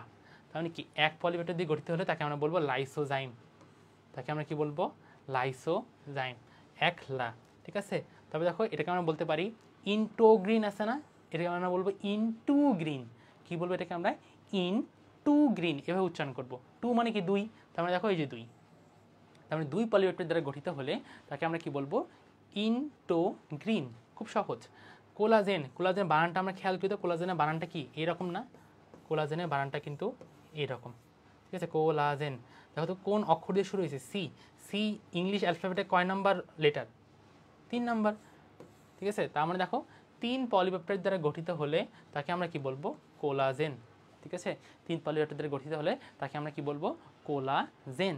আচ্ছা চলে আসি 4টা দিয়ে, এবার 4 পলিপেপটাইড দ্বারা গঠিত হলে তাকে আমরা কি বলবো। একটা হেমোগ্লোবিনের কথা বলা আছে না এখানে, একটা হেমোগ্লোবিন কয়টা অক্সিজেনের সাথে বাইন্ড করতে পারে, তোমরা সবাই হয়তো জানো। একটা হেমোগ্লোবিনের কাজে তো অক্সিজেন বহন করা, তাই না, অক্সিজেনের সাথে বাইন্ড করে এটা বহন করা। ঠিক আছে, তো একটা হিমোগ্লোবিন মনে রাখবা 4টা অক্সিজেনের সাথে বন্ধন তৈরি করতে পারে, একটা হিমোগ্লোবিন 4টা অক্সিজেনের সাথে বন্ধন তৈরি করতে পারে। তাহলে দেখো 4 পলিপেপটাইড গঠিত হলে তাকে আমরা কি বলবো, হেমোগ্লোবিন। ঠিক আছে, আশা করি তোমাদের কাছে এটা খুব সহজেই অনেক ক্লিয়ার হয়ে গেছে। আচ্ছা ওকে, তাহলে দেখো এই আমাদের এই পার্টটা শেষ হয়ে গেল। সে পরের পৃষ্ঠাটাতে, এই পার্টটাতে চলে আসি আমরা। যে তোমরা আশা করি এই পার্টটা খুব ভালো মতো করে বুঝতে পেরেছো। আচ্ছা খুবই ভালো, সবাই এটা ধরতে পারছো। সো এক হইলে হবে কি লাইসোজাইম, এক লা ইনটু গ্রিন, এটাকে আমরা বলবো ইনটু গ্রিন হিসেবে, এটাকে আমরা কি বলবো ইনটু গ্রিন, দুইটা পলিউটা দিয়ে গঠিত, তাকে আমরা বলবো ইনটু গ্রিন। কোলাজেন সি দিয়ে শুরু হচ্ছে, সি ইংলিশ অ্যালফাবেটে 3 নম্বর, সেটাকে আমরা 3 পলিউটা দিয়ে গঠিত। আর 4 নম্বরটা কি হবে হিমোগ্লোবিন, কেন একটা হিমোগ্লোবিন কি করতে পারে 4টা অক্সিজেনের সাথে বাইন্ড করতে পারে। ঠিক আছে, আচ্ছা চলে আসি আমরা পরের অংশটিতে। এই যে এখানে অনেকগুলো কথাবার্তা লেখা আছে যে, আচ্ছা সরি, এই অংশটা দেখো অনেকগুলো প্রোটিনের কথা লেখা আছে যে জীবদেহে অসংখ্য ধরনের প্রোটিন থাকে, অবশ্যই অসংখ্য ধরনের প্রোটিন থাকে। আর এই প্রোটিন যে তৈরি হচ্ছে, এই প্রোটিন তৈরি হয় কোন প্রক্রিয়ার মাধ্যমে? তোমরা সবাই জানো ট্রান্সলেশন প্রক্রিয়াটা তোমরা পড়ছো না? ট্রান্সলেশন মানে কি, যে শরীর থেকে যে জিনের বা এমআরএনএ যে তথ্যগুলো নিয়ে আসে, সেই তথ্যগুলোকে ট্রান্সক্রাইব করা হয় কিসে? পরিণতে, বা ট্রান্সলেট করা হয় কিসে? মানে প্রোটিনে, তাই না? তাহলে প্রোটিন তৈরি হচ্ছে কোন প্রক্রিয়ায়? ট্রান্সলেশন প্রক্রিয়ায়। যে এমআরএনএ তথ্যগুলোকে কী করা হয়? ট্রান্সলেট করা হয় প্রোটিনে। তো এই ক্ষেত্রে যার জিন যেরকম, মনে করো আমি দেখতে একরকম হয়েছে, আমার চুলের রঙ মনে করো কালো, বাট আমেরিকার মানুষজনের চুলের রঙ কি? সাদা। তার মানে কি ওদের জিনের মধ্যে এই চুলের কালারটা তৈরি করার আলাদা তথ্য রয়েছে। আমার হয়তো চুলের কালারটা কালো করার জন্য তথ্য রয়েছে, তো এটার জন্য আমার চুলের কি হয়েছে মেলানিন পিগমেন্ট বা মেলানিন প্রোটিন যেটা ওইটা বসে গেছে ওখানে, বুঝতে পারছো? তো এই জিনের যেমন হবে প্রোটিনও তেমনভাবে তৈরি হবে। ওকে, এই জিনিসটা তোমাদের কাছে আই গেস ক্লিয়ার। আচ্ছা চলে আসে আমরা পরে পার্থক্যতে, যে প্রোটিন তৈরি হচ্ছে কোথায়। প্রোটিন তৈরি হচ্ছে রাইবোজোম, এটা তুমি পিচ্চিকাল থেকে পড়ে আসতেছো, সেটা আমি আলাদা করে পড়ার আসলে কোনো রকম কারণ নাই। যে রাইবোজোম, আমাদের কোষের ভিতরে যে রাইবোজোম রয়েছে, রাইবোজোমকে বলা হয় যে কোষের ভিতরে সবচেয়ে ছোট একটা অঙ্গাণু বা অর্গানিলি। তো এই রাইবোজোমে কিন্তু কি হচ্ছে প্রোটিন তৈরি হচ্ছে, কোন প্রক্রিয়া তৈরি হচ্ছে? ট্রান্সলেশন প্রক্রিয়ায়। কিতে মাঝখানে? ট্রান্সলেশন প্রক্রিয়ায়। আচ্ছা চলে আসি আমরা পরে পার্থক্যতে এবারে। সেটা হলো প্রোটিনের বৈশিষ্ট্য। প্রোটিনের বৈশিষ্ট্যটা কি? প্রোটিনের বৈশিষ্ট্যটা আমাদের খুব ভালো মতো করে দেখা দরকার। সেটা হলো দেখো প্রোটিন কিন্তু কলয়েড প্রকৃতির। কলয়েড প্রকৃতির, এই কলয়েড শব্দের অর্থ কি তোমরা পড়ে থাকবা হয়তো, যেই সকল পদার্থের আকৃতি 1 থেকে 100 ন্যানোমিটারের মধ্যে, 1 থেকে 100 ন্যানোমিটারের মধ্যে, তাদেরকে আমরা বলি কলয়েড। যেমন দুধ, দুধ কিন্তু একটা কলয়েড, তাই না? দুধ হলো একটা কলয়েড, প্রোটিনও একটা হলো কলয়েড। এবং অধিকাংশই ক্যালাসিত। ক্যালাসিত মানে কি হয়েছে বললাম, চিনি যেমন ক্রিস্টাল ফর্মে থাকে, তো এটাও হলো ক্যালাসিত ফর্মে থাকে। ঠিক আছে, আচ্ছা প্রোটিনকে আদ্র বিশ্লেষণ করলে অ্যাসিড, ক্ষার ও এনজাইম সহজে কি অ্যামাইনো অ্যাসিড পাওয়া যায়। প্রোটিনকে যদি আমি এখন আদ্র বিশ্লেষণ করি, ভেঙে ফেলি, তাহলে অবশ্যই অ্যামাইনো অ্যাসিড পাবো, খুব জানা কথা আমাদেরকে। আচ্ছা বহুবিধ ভৌত এবং রাসায়নিক প্রক্রিয়ায় প্রোটিনের প্রকৃতির পরিবর্তন ঘটানো যায়। প্রোটিনের যে প্রকৃতি, এটার পরিবর্তন ঘটানো যায়। খুব সহজ উদাহরণ দিই তোমাদেরকে। মনে করো ডিমকে তুমি যদি এখন, নর্মালি কী থাকে, ডিম আসলে ভিতরটা কেমন থাকে, লিকুইড থাকে না, বা জেলের মতো থাকে এবং স্বচ্ছ থাকে। এটাকে যদি হিট দাও বা তাপ দাও, ওই ডিমটা কী হয়ে যায়, ডিম সিদ্ধ করলে কী হয়ে যায়, ওটা কি স্বচ্ছ থাকে? অবশ্যই না, ওটা কী হয়ে যায়, সাদা হয়ে যায় না? তার মানে কি তার আকৃতিটা চেঞ্জ হয়ে গেল, তার আকৃতি এবং সাদাও হয়ে যায় প্লাস শক্ত হয়ে যায়। আগে কিন্তু জেলের মতো বা পানির মতো ছিল, কিন্তু এখন কি হয়ে গেছে, শক্ত হয়ে গেছে এবং কি হয়ে গেছে, সাদা হয়ে গেছে। আচ্ছা তো দেখো, তো এটাই বুঝাইলাম যে ভৌত এবং রাসায়নিক প্রক্রিয়ায় প্রোটিনের প্রকৃতি নির্ণয় করা যায়। প্রোটিনের যে প্রকৃতি, এই প্রকৃতিটার পরিবর্তন ঘটানো যায়। ঠিক আছে, এই জিনিসটা তোমাদেরকে মনে রাখতে হবে। আচ্ছা তারপরে এগুলো সব নর্মাল জিনিসপত্র। তারপরে হলো দেখো কার্বন, হাইড্রোজেন, অক্সিজেন, নাইট্রোজেন গঠিত। এছাড়া আরও কি রয়েছে, সালফার, আয়রন এবং তামা। এটা মনে রাখতে পারে আমরা আতাসা দিয়ে, আতাসা, আতাসা, আতাসা। ঠিক আছে, আতে হলো আয়রন, তাতে হলো তামা এবং সাতে হলো সালফার। তো এইভাবে আমরা রাখতে পারি আতাসা। আতাসা দিয়ে আমরা কি করতে পারি, এই আতাসা দিয়ে আমরা এই 3টা জিনিস মনে রাখতে পারি, যে প্রোটিনের মধ্যে কার্বন, হাইড্রোজেন, অক্সিজেন এবং নাইট্রোজেন ছাড়াও আরও 3টে জিনিস থাকে, সেটা হলো আতাসা। ঠিক আছে, আচ্ছা চলে আসি আমরা পরের পাঠটুকুতে। এই যে অ্যাসিড প্রয়োগ করলে প্রোটিন তঞ্চিত হয়। তঞ্চিত মানে কি, জমাট বেঁধে যায়। ওকে, কী জিনিসটা তোমরা হয়তো অনেকে শুনে থাকবে যে এককালে বাংলাদেশের মধ্যে অ্যাসিড, কারো মুখে অ্যাসিড নিক্ষেপ করার কিন্তু একটা কী থাকতো, একটা টেন্ডেন্সি থাকতো, যে এটা একটা ক্রাইম যদি অনেক বড়, বাট অ্যাসিড কিন্তু থ্রো করতো। সাধারণত সালফিউরিক অ্যাসিড বা হাইড্রোক্লোরিক অ্যাসিড, এই অ্যাসিডগুলোকে আসলে থ্রো করা হইতো। তো সেটা দেখা যাচ্ছে যে এই থ্রো করলে কী হইতো, এই প্রোটিন বা স্কিনটা কোঁকড়ায় যাইতো, মানে কুঞ্চিত হইতো। ঠিক আছে, তো এখানে এই জিনিসটাই লেখা আছে যে জমাট বেঁধে যায়। ওকে, এটা তড়িৎধর্মী এবং বাফার দ্রবণ হিসেবে কাজ করে। একটু আগে আমি বললাম আমাদের শরীরে একটা বাফার রয়েছে, সেটা প্রোটিন বাফার। আর কি শরীর বাফার আমাদের শরীরে রয়েছে, আমাদের শরীরে আরও অনেক ধরনের বাফার রয়েছে, যেমন কি বাইকার্বনেট বাফার, তারপর হলো সালফার বাফার, ঠিক আছে, তারপর একটা আছে বোন বাফার, ওকে, মানে অস্থির বাফার একটা রয়েছে। তো এরকম অনেক ধরনের বাফার রয়েছে, তার সেই রকম একটা বাফার হলো প্রোটিন বাফার। সো ওরা কী হিসেবে কাজ করতে পারে, বাফার দ্রবণ হিসেবে কাজ কিন্তু করতে পারে। ঠিক আছে, আচ্ছা, তো মোটামুটি এই জিনিসগুলোই রয়েছে। এবং দেখো প্রোটিন যেহেতু অ্যামিনো অ্যাসিড নিয়ে তৈরি, তার মানে কি এখানে একটা অ্যামিনো গ্রুপও থাকবে, একটা কার্বক্সিল গ্রুপও থাকবে, বা অ্যাসিডিক গ্রুপও থাকবে। কোনো একটা যৌগের মধ্যে যখন একইভাবে সে অ্যাসিড এবং ক্ষার দুইটার মধ্যে যখন ব্যবহার করা শুরু করবে, তাকে আমরা বলি অ্যামফোটেরিক যৌগ। তাকে আমরা কি বলবো, অ্যামফোটেরিক যৌগ। যেই যৌগ অম্ল এবং ক্ষার দুইজনের মধ্যেই ব্যবহার করবে, বা বহুরূপী উভয়রূপী ব্যবহার করবে, তাকে আমরা কি বলবো, অ্যামফোটেরিক প্রোটিন। তাকে আমরা কি বলবো, অ্যামফোটেরিক প্রোটিন। ঠিক আছে, আমরা একটা উদাহরণ দিই, NaAlO2, NaAlO2, সোডিয়াম অ্যালুমিনেট, এটাও কিন্তু একটা অ্যামফোটেরিক যৌগ। কেন, এ অ্যাসিডের মতোও বিহেভ করে, আবার ক্ষারের মতোও বিহেভ করে। ঠিক আছে, এটাকে আমরা কি বলি, অ্যামফোটেরিক যৌগ। একজন কোশ্চেন করেছে, অস্থির বাফার কি ভাইয়া? ঠিক আছে, এই কোশ্চেনটা তোমাদের লেভেলে নাই, এটা তাও ও যেহেতু কোশ্চেন করেছে এটা আমি অ্যান্সার করি। অস্থির বাফার মানে কি, মনে করো তুমি ভুলে হয়তো অনেক বেশি পরিমাণে কি খেয়ে ফেলছো, অ্যাসিড খেয়ে ফেলছো। ঠিক আছে, বা তোমার শরীরে কোনো কারণে মনে করো অ্যাসিড ঢুকে গেছে বা অ্যাসিডিটি বেড়ে গেছে।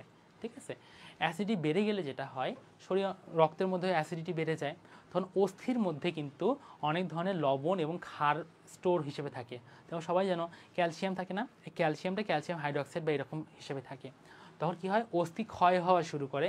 অস্থি ক্ষয় হওয়ার মাধ্যমে ওই যে ক্ষার জাতীয় লবণগুলো, ওই লবণগুলো রক্তে চলে আসে, এবং শরীরে যে অ্যাসিডটা বেড়ে গেছিলো বা অম্লটা বেড়ে গেছিলো, অম্লের লেভেলটা, সেই অম্লের লেভেলটাকে সে স্ট্যাবিলাইজ করে অথবা নিউট্রালাইজ করে ফেলে। যেইটা বেড়ে গেছিলো ওটাকে আবার কী করে ফেলে, নিউট্রালাইজ করে ফেলে। তো এটাই হলো অস্থির বাফার। এটা তোমাদের বইয়ে লেখা নেই, এটা তোমাদের জানার জন্য বললাম। আমার মনে হয় এটা তোমরা পারবা।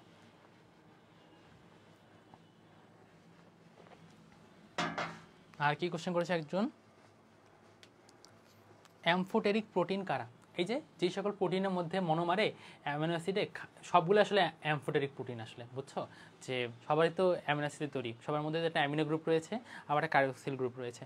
সো সবাই কিন্তু অ্যামফোটেরিক হিসেবে থাকতো, অ্যামফোটেরিক বা উভয়রূপী হিসেবে কাজ করে, কিন্তু সব কিছুকে অ্যামফোটেরিক প্রোটিনই বলা হচ্ছে। আচ্ছা, চলে আসি আমরা পরের পাঠ্যক্রমে, যে জৈবিক কার্যাবলীর ভিত্তিতে প্রোটিন কত প্রকার, এই জিনিসটা আমাদের একটু জানা উচিত। ঠিক আছে, জৈবিক কার্যাবলীর ভিত্তিতে প্রোটিন কিন্তু দুই প্রকার, একটা হলো গাঠনিক প্রোটিন এবং আরেকটা কি, আরেকটা হলো কার্যকরী প্রোটিন। ঠিক আছে, গাঠনিক প্রোটিন, আরেকটা হলো কার্যকরী প্রোটিন। তোমরা সবাই রমজান মাস আসলে একটা উদ্ভট মহিলার কি হয়, আমাদের সাথে পরিচয় হয়ে যায় না আমাদের, সে কী করে, উদ্ভট উদ্ভট রেসিপি বানায়। তোমরা কি কেউ বলতে পারবা কে এই মহিলাটা? দেখতে কমেন্ট করো তো, একটা উদ্ভট উদ্ভট আসলে রেসিপি বানায় একজন মহিলা, তার নামটা বলো তো।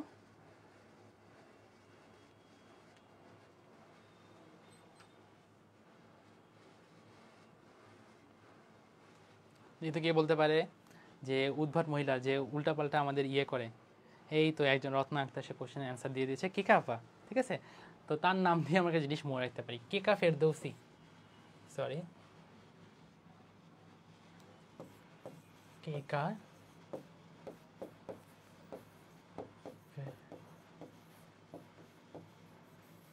কেকা ফেরদৌসি। তবে দেখো গাঠনিক প্রোটিন মানে কি, যেই সকল প্রোটিন আমাদের শরীরের গঠন তৈরিতে সাহায্য করে তাদেরকে আমরা বলি গাঠনিক প্রোটিন। তাহলে কেকা আপাকে দিয়ে আমরা এটা মনে রাখতে পারি কেকা ফেরদৌসি হিসেবে। তাহলে এখন দেখো কেতে কি, কেতে হলো কেরাটিন, কেতে কি, কেরাটিন। আরেক কাতে কি, কাতে হলো কোলাজেন, আরেক কাতে কি, কোলাজেন। ঠিক আছে, ফতে কি, ফতে হলো ফাইব্রাইন, ফতে হলো ফাইব্রাইন। ঠিক আছে, তারপরে আবার আরেক কতে হলো কন্ড্রিন, আবার আরেক কতে কি, কন্ড্রিন। আর ফেরদৌসি দন্তস্বতে কি, সেইন, ফেরদৌসি দন্তস্বতে হলো সেইন, আরেক দন্তস্বতে হলো স্ক্লেরোটিন। তাহলে দেখো এইভাবে কেকা ফেরদৌসি বা কেকা আপাকে দিয়ে আমরা কিন্তু খুব সহজেই সবগুলো গাঠনিক প্রোটিনের নাম মনে রাখতে পারছি। তো দেখো কেতে হলো ক্যারাটিন, কতে হলো কোলাজেন, কতে হলো কন্ড্রিন, ফেরদৌসির ফতে হলো ফাইব্রিন, দন্তস্বতে হলো সেইন, ঠিক আছে। আর আরেক দন্তস্বতে হলো স্ক্লেরোটিন, মানে সেম দন্তস্ব দিয়ে আসলে দুইটা রয়েছে। ওকে, তো এরই মাধ্যমে আমরা গাঠনিক প্রোটিনগুলো তো ইজিলি মনে রাখতে পারি। কোন গাঠনিক প্রোটিনটা কোথায় পাওয়া যায়, স্পেশালি সেইন এবং কন্ড্রিন, এই দুটো কিন্তু তোমাদেরকে খুব ভালো মতো করে মনে রাখতে হবে, ঠিক আছে, খুবই ভালো মতো করে মনে রাখতে হবে, কারণ এই দুটো আমাদের মানব শরীরের সাথে যুক্ত, ঠিক আছে। সেইন পাওয়া যায় হলো অস্থিতে, আর কন্ড্রিন পাওয়া যায় হলো কোথায়, তরুণাস্থিতে। ওকে, আচ্ছা, এগুলো তোমার একটু ভালো মতো করে মনে পড়ে রাখবা। চলে আসি আমরা কার্যকরী প্রোটিন। কার্যকরী প্রোটিন, কার্যকরী মানে কি, যেই সকল প্রোটিন বিভিন্ন বিপাকীয় কাজে অংশগ্রহণ করে, বিভিন্ন বিপাকীয় কাজে অংশগ্রহণ করে, তাদেরকে আমরা বলবো কার্যকরী প্রোটিন, ঠিক আছে। উদাহরণ রাখো, খুবই সহজ, যেগুলো আমাদের বিপাকীয় কাজে কাজ করে, এনজাইম, হরমোন, ভিটামিন এবং শ্বাসসঞ্চয়। এই চারজন হলো কি করে, বিভিন্ন ধরনের বিপাকীয় কাজে অংশগ্রহণ করে, এদেরকে আমরা কি বলি, রেগুলেটরি প্রোটিন অথবা কার্যকরী প্রোটিন, ঠিক আছে। আচ্ছা, চলে আসি আমরা পরের অংশটিতে, যে আকৃতি অনুযায়ী কীভাবে আমরা এদেরকে শ্রেণীবিভাগ করতে পারি। আকৃতি, দেখো কিছু কিছু প্রোটিন রয়েছে যারা এরকম সমান্তরালভাবে সজ্জিত থাকে, এই যে এরকম সমান্তরাল, তোমার কাপড়ের সুতার কাপড় দেখছো না, কাপড়ের সুতার দিকে তাকাও, সবগুলো সমান্তরালভাবে সজ্জিত না, এরকম সমান্তরালভাবে যারা সজ্জিত থাকে তাদেরকে আমরা বলি তন্তুময় প্রোটিন, তাদেরকে আমরা কি বলি, তন্তুময় প্রোটিন, তাদেরকে আমরা বলি তন্তুময় প্রোটিন। উদাহরণ কী কী রয়েছে দেখো, এই যে বললাম কিকা ফেরদৌসি, দেখো কেরাটিন, কোলাজেন এবং ফাইব্রাইন, সিসিএফ, কেরাটিন, কোলাজেন এবং ফাইব্রাইন, ঠিক আছে। ওর সরি, এটা সিসিএফ না, এটা হলো কেসিএফ, কেসিএফ, কেসিএফ। তোমরা কেজিএফ মুভিটা দেখছো না সবাই, কেজিএফ, তো ওখানে জিটাকে সরাই সিটাকে বসাই দিলে এটা আমরা মনে রাখতে পারি কেসিএফ, বা এটাকে আমরা আরও সহজে মনে রাখতে পারি কেএফসি, সবাই কেএফসি চিকেন তো খাওয়াই, তাই না, কেএফসি, এটাতে আমরা খুব ইজিলি মনে রাখতে পারি। আচ্ছা, গ্লোবিউলার প্রোটিন, গ্লোবিউলার প্রোটিনকে মনে রাখার সূত্র হলো হিম, HIM।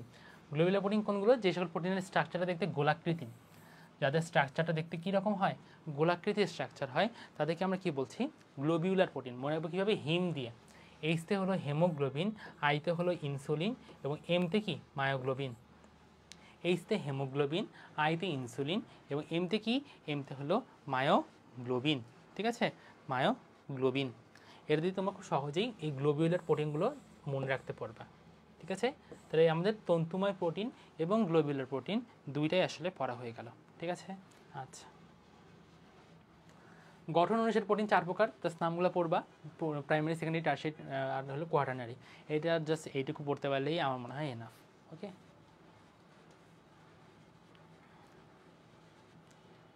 আচ্ছা, একটা বিশাল অংশ রয়েছে, তাই না, ভৌত রাসায়নিক গুণাবলীর ভিত্তিতে অনেকগুলো ভাগে ভাগ করা হয়েছে, সরল প্রোটিন, যুগ্ম প্রোটিন, আরটা কি রয়েছে, উদ্ভূত প্রোটিন, সরল প্রোটিন, যুগ্ম প্রোটিন এবং উদ্ভূত প্রোটিন, অনেক বড় একটা অংশ, তাই না, অনেক কিছু নাম দেওয়া আছে।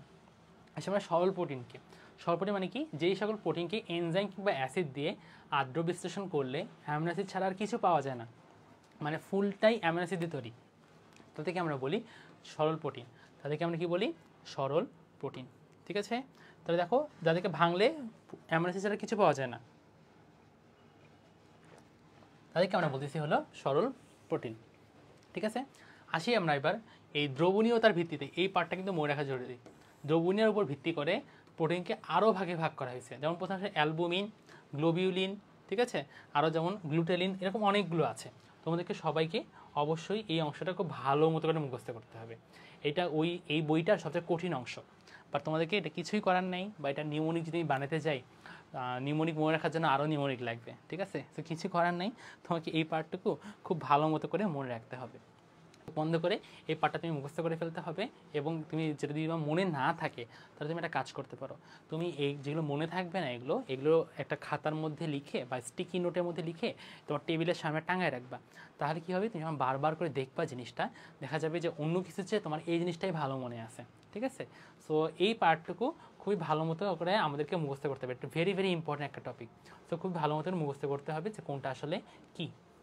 এখানে আসি আমরা কিছু জিনিস, যে এই অংশটায়, এই যে হিস্টোন এবং প্রোটামিন, এই দুইটা কিন্তু অনেক বেশি গুরুত্বপূর্ণ, ঠিক আছে।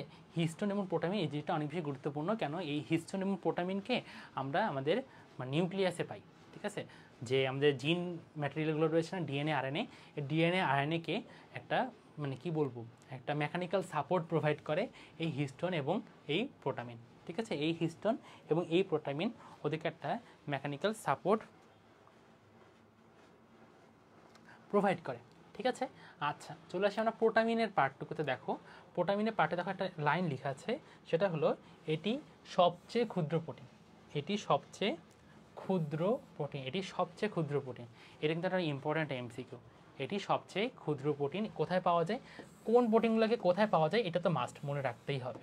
ঠিক আছে, আর লাস্ট দেখো স্ক্লেরোপ্রোটিনও রয়েছে, স্ক্লেরোপ্রোটিন। তো দেখো এই যে কেরাটিন, কোলাজেন, টেন্ডন এগুলো জায়গায় আসলে পাওয়া যায়। ঠিক আছে, তো এইভাবে মনে রাখতে পারি। সেটা সময় যুগ্ম বা সংশ্লেষিত প্রোটিন, যুগ্ম বা সংশ্লেষিত প্রোটিন, এটা মানে কি এখানে এই প্রোটিনগুলোকে যদি আমি ভাঙি আমি অ্যামিনো অ্যাসিড ছাড়াও আরও অনেক কিছু পাবো, তো তাদেরকে আমরা কি বলি যুগ্ম বা সংশ্লেষিত প্রোটিন। আমি কি বলবো যুগ্ম অথবা সংশ্লেষিত প্রোটিন। ঠিক আছে, আচ্ছা একটা জিনিস খেয়াল করো, সবগুলো যুগ্ম বা সংশ্লেষিত প্রোটিনের নামের শেষে কিন্তু প্রোটিন শব্দটা আছে, দেখছো? এই যে নিউক্লিয় protein, গ্লাইকো protein, lipo protein, ক্রোমো protein, মেটালো প্রোটিন, তার মানে যেই সকল প্রোটিনের নামের শেষে প্রোটিন শব্দটা থাকবে তাদেরকে আমরা বলবো কি যুগ্ম বা সংশ্লিষ্ট প্রোটিন। হ্যাঁ, কিন্তু একটা ব্যতিক্রম আছে, দেখো স্ক্লেরোপ্রোটিন, খেয়াল করছো জায়গাটা, স্ক্লেরোপ্রোটিনের নামের শেষেও কিন্তু কী রয়েছে প্রোটিন শব্দটা রয়েছে। বা স্ক্লেরোপ্রোটিন কি যুগ্ম বা সংশ্লেষিত প্রোটিন? অবশ্যই না, স্ক্লেরোপ্রোটিন হলো এক ধরনের সরল প্রোটিন। স্ক্লেরোপ্রোটিন কি এক ধরনের সরল প্রোটিন। ঠিক আছে, বুঝতে পারছি? তার মানে দেখো এই জিনিসটা তোমার একটু মাথায় রাখতে হবে, সবগুলো যুগ্ম বা সংশ্লেষিত প্রোটিনের নামের শেষে কিন্তু কী রয়েছে প্রোটিন জিনিসটা রয়েছে। ব্যতিক্রম কে স্ক্লেরোপ্রোটিন, স্ক্লেরোপ্রোটিনের নামের শেষে প্রোটিন শব্দটা থাকলেও সে কিন্তু এক ধরনের সরল প্রোটিন। ঠিক আছে, আচ্ছা তো দেখো এই মোটামুটি এগুলোই। তারপরে হলো উদ্ভূত বা উৎপাদিত প্রোটিন, এখানে জাস্ট নামগুলো মনে রাখতেই হবে, যে মায়োসিন থেকে মায়োসান, অ্যালবুমিন থেকে অ্যালবুমাস, অ্যালবুমিন থেকে অ্যালবুমাস। ঠিক আছে, তো এটা একটু ভালোভাবে তোমাদেরকে পারতে হবে। আচ্ছা এখন তোমাদেরকে আমি একটা কোশ্চেন করি, বলো তো আমাকে, বলো তো যে এক পলিপেপটাইড দ্বারা গঠিত প্রোটিনকে আমরা কি বলি? দেখি তো কে সবাইকে অ্যান্সার করতে পারে। এক পলিপেপটাইড দ্বারা গঠিত প্রোটিনকে আমরা কি বলি? অ্যান্সার করতে একজন কেউ?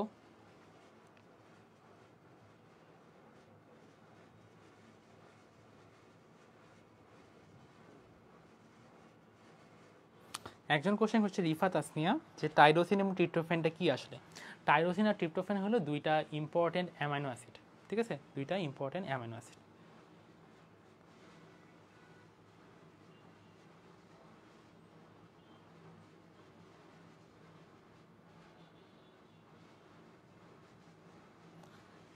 অ্যান্সার দাও কেউ একজন, যে এক পলিপেপটাইড দ্বারা গঠিত হলে সেইটাকে আমরা কি বলি? এক পলিপেপটাইড দ্বারা গঠিত হলে সেই প্রোটিনকে আমরা কি বলি? এক পলিপেপটাইড দ্বারা গঠিত প্রোটিনকে আমরা কি বলি?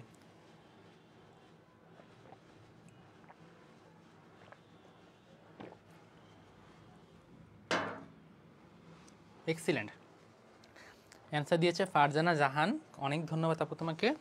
অ্যান্সার হবে হলো লাইসোজাইম। ওই যে বললাম একলা চলো, একলা, এক পলিপেপটাইড গঠিত হলে সেটাকে আমরা কি বলবো? লাইসোজাইম। ঠিক আছে, এই তো তোমরা সব কিছুই জানো। চলে আসি আমরা প্রথম শ্রেণীর প্রোটিন এবং দ্বিতীয় শ্রেণীর প্রোটিন আসলে কি। প্রথম শ্রেণীর প্রোটিন হলো সেই সকল প্রোটিন যাদের মাঝখানে সব ধরনের মানে যেগুলো গুরুত্বপূর্ণ অ্যামাইনো অ্যাসিড সবগুলোই রয়েছে, তাকে আমরা কি বলি? প্রথম শ্রেণীর প্রোটিন। ঠিক আছে, কি বললাম? যে সকল প্রোটিনের মধ্যে সব ধরনের মানে গুরুত্বপূর্ণগুলো রয়েছে, অ্যামাইনো অ্যাসিডগুলো রয়েছে, তাদেরকে আমরা বলি প্রথম শ্রেণীর প্রোটিন। মনে রাখবা সব ধরনের যে প্রাণীজ প্রোটিনগুলো রয়েছে, মনে করো মাছ মাংস আমরা যে খাই, সব ধরনের মাছ মাংসে কোন ধরনের প্রোটিন পাওয়া যায়? এর প্রথম শ্রেণীর প্রোটিনগুলো পাওয়া যায়। ঠিক আছে, আচ্ছা ব্যতিক্রম কোনগুলো? ব্যতিক্রম হলো দুইটা আছে এখানে দেখো, বাদাম এবং সয়াবিন। বাদাম এবং সয়াবিন এরা কিন্তু প্রাণী থেকে আসে না, তাই না? এরা কিন্তু উদ্ভিদ থেকে আসে, বাট স্টিল তারা কী ধরনের প্রোটিন? প্রথম শ্রেণীর প্রোটিন। ঠিক আছে, আর দ্বিতীয় শ্রেণীর প্রোটিন মানে কি? দ্বিতীয় শ্রেণীর প্রোটিন মানে সেই সকল প্রোটিন যাদের মধ্যে কি থাকে না, যাদের মধ্যে সব ধরনের গুরুত্বপূর্ণ যে অ্যামাইনো অ্যাসিডগুলো, সব ধরনের গুরুত্বপূর্ণ অ্যামাইনো অ্যাসিডগুলো থাকে না, তাদেরকে আমরা বলবো দ্বিতীয় শ্রেণীর প্রোটিন। ঠিক আছে, এই দেখো এই যে প্রোটিনের কাজ, প্রোটিনের কাজ এখানে অনেকগুলো রয়েছে। আমার মনে হয় তোমরা এগুলো সবগুলো অলরেডি জানোই যে প্রোটিন আসলে কী কী ধরনের কাজ করে থাকে, তাও আমি সবগুলো একটা একটা করে আসি। ঠিক আছে, যে জীবদেহের গাঠনিক উপাদান হিসেবে কাজ করে, তোমরা সবাই জানো তাই না? কোলাজেন যেমন রয়েছে, কোলাজেন কিন্তু কি করে,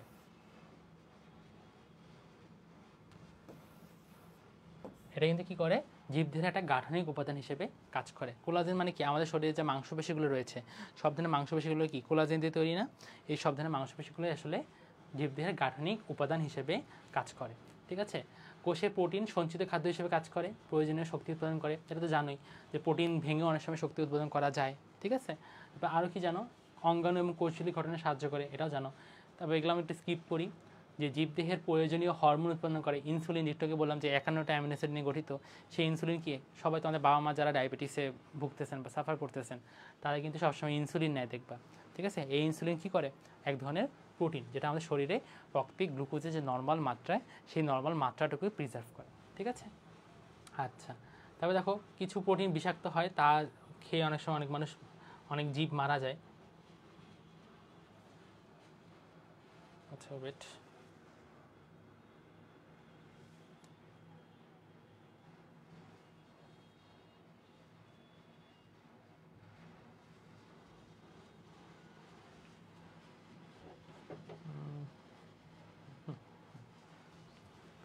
তাহলে দেখো কি বললাম, যেটা যে কিছু প্রোটিন অনেক বেশি বিষাক্ত হওয়ায় কি হয়, তা খেয়ে অনেক সময় জীব মারা যায়। যেমন কি সাপের বিষ, সাপের বিষের প্রোটিন কিন্তু, সাপের বিষে কিন্তু অনেক ধরনের মানে প্রোটিন থাকে, যেমন নিউরোটক্সিন, নিউরোটক্সিন, অনেক ধরনের নিউরোটক্সিন থাকে। এই নিউরোটক্সিনগুলো কিন্তু আমাদের শরীরের জন্য অনেক বেশি খারাপ। ঠিক আছে, এটা তোমরা একটু হালকা পাতলা করে মনে রাখবা। আচ্ছা, তারপর দেখো শরীরে যে অ্যান্টিবডি তৈরি হয়, এই অ্যান্টিবডিগুলো কি আসলে এক ধরনের প্রোটিন, পিগমেন্ট হিসেবে কাজ করে রোডোপসিন। এই রোডোপসিন কই থাকে, রোডোপসিন থাকে চোখের মধ্যে, চোখের যে আমাদের রেটিনা রয়েছে না, এই রেটিনায় কিন্তু দুই ধরনের পিগমেন্ট থাকে, একটা হলো আয়োডোপসিন আর একটা হলো রোডোপসিন। এই রোডোপসিন কিন্তু এক ধরনের প্রোটিন। রোডোপসিন কোন আলো দেখতে সাহায্য করে, রাতের বেলা অন্ধকার আলো যেগুলো, এই অন্ধকারে দেখতে সাহায্য করে কি রোডোপসিন। ঠিক আছে, আর আয়োডিপসিন কোনগুলো, যে আয়োডিপসিনগুলো আসলে সেই সকল জিনিসপত্র যেগুলো আমাদের, যেই সকল পিগমেন্ট যারা আমাদেরকে রঙিন আলো দেখতে সাহায্য করে। ঠিক আছে, এই আয়োডোপসিন রোডোপসিন কিন্তু অনেক গুরুত্বপূর্ণ, যদি এই চ্যাপ্টারের সাথে রিলেটেড না, এটা আমরা ইনশাল্লাহ পরের চ্যাপ্টারে এটা দেখে ফেলবো। ঠিক আছে, আচ্ছা চলে আসে আমরা পরের পাঠটুকুতে। ইন্টারফেরন, ইন্টারফেরন কিন্তু খুবই ইম্পর্টেন্ট, এটা একটা কোষীয় প্রোটিন, এটা ভাইরাসের আক্রমণ থেকে আমাদের রক্ষা করে এবং এটা ক্যান্সার মানে প্রতিরক্ষা করতে কিন্তু সাহায্য করে। ইন্টারফেরন একদম প্রোটিন, কী ধরনের প্রোটিন, এটা কিন্তু তোমাদের পরীক্ষায় আসতে পারে।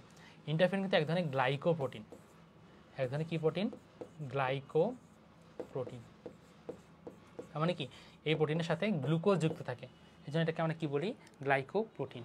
1 গ্রাম প্রোটিন জারণ করে কত কিলো ক্যালোরি শক্তি উৎপন্ন হয়, অ্যান্সার হবে হলো 4.1 কিলো ক্যালোরি শক্তি উৎপন্ন হয়।